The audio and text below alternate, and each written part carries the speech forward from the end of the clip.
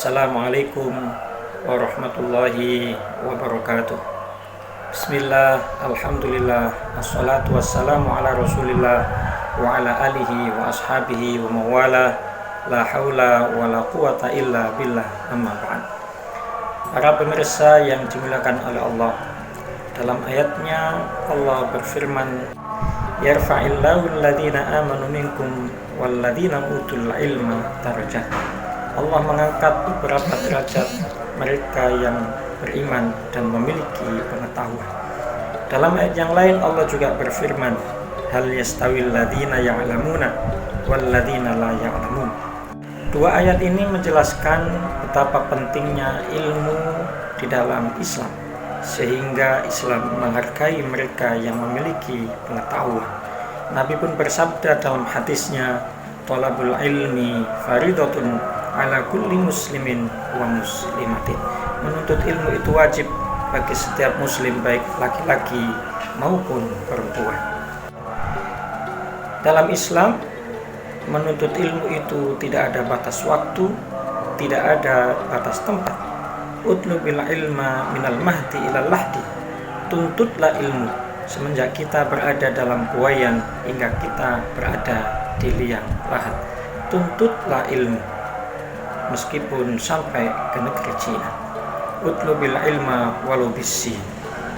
Maka kita sebagai komunitas beragama, sebagai seorang muslim, mari dalam mengamati sesuatu, melihat sesuatu, menilai sesuatu dengan menggunakan dua aspek ilmu pengetahuan, aspek sains, dan juga aspek agama.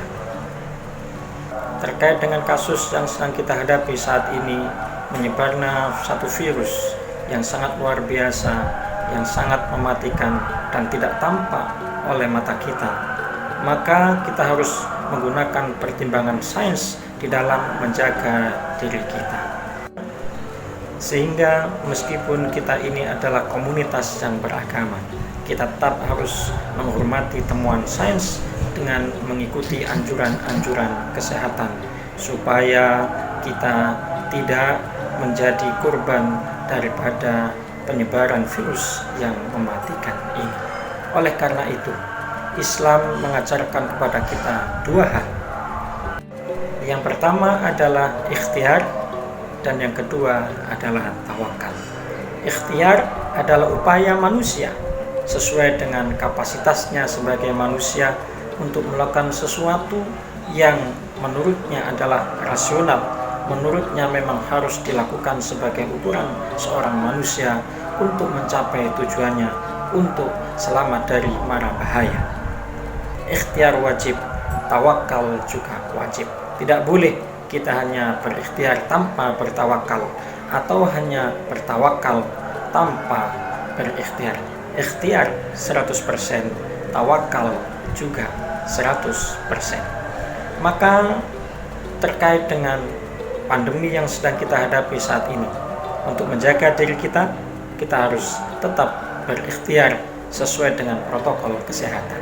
Dan juga kita harus bertawakal kepada Allah Subhanahu wa Ta'ala dengan banyak berdoa agar supaya kita selalu dijauhkan dari segala penyakit yang mematikan, dan supaya kita selalu diberi oleh Allah kesehatan. Dua hal inilah yang harus kita lakukan. Begitu juga di dalam merumuskan satu rumusan hukum dalam Islam.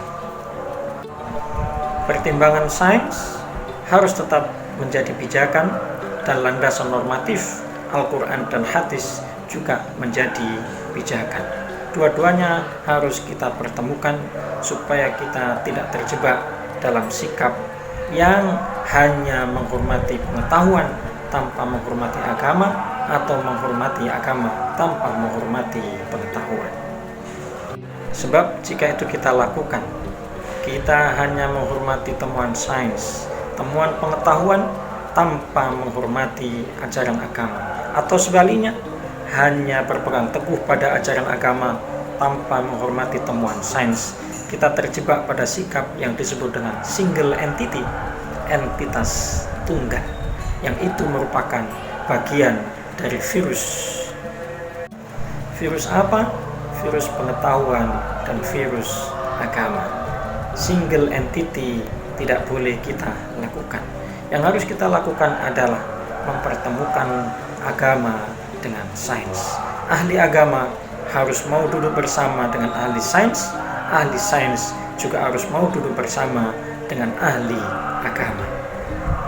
Mari kita belajar dari ulama-ulama di masa lampau, di masa kejayaan Islam, di mana mereka di samping sebagai ahli astronomi, ahli medis, ahli matematika, ahli kimia, mereka juga ahli agama. Mereka memberikan muatan-muatan agama kepada pengetahuan, kepada sains.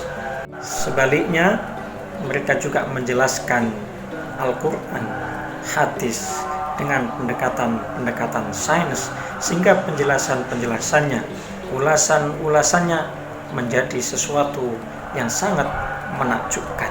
Oleh karena itu, kita sebagai penerus dari mereka, mari kita menggunakan dua pertimbangan, sains dan agama, di dalam melihat atau mengamati skala permasalahan yang sedang muncul di sekitar kita.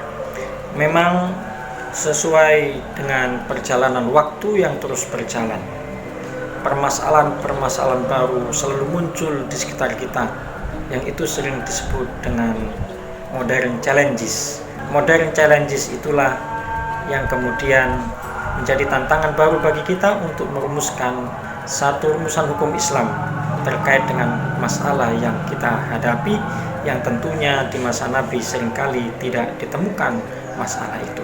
Oleh karena itu, supaya kita bisa bersikap bijaksana, mari kita yang ahli agama, mari kita yang ahli sains untuk duduk bersama, merumuskan satu rumusan hukum Islam yang bijaksana, yang berorientasi kepada aspek ketuhanan dan juga aspek kemanusiaan.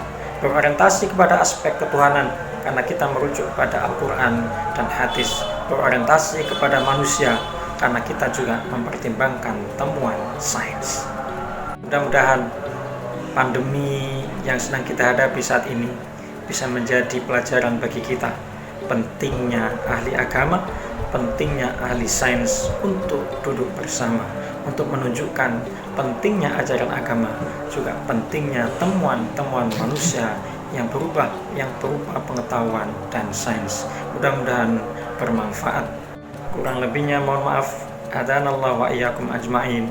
Assalamualaikum warahmatullahi wabarakatuh.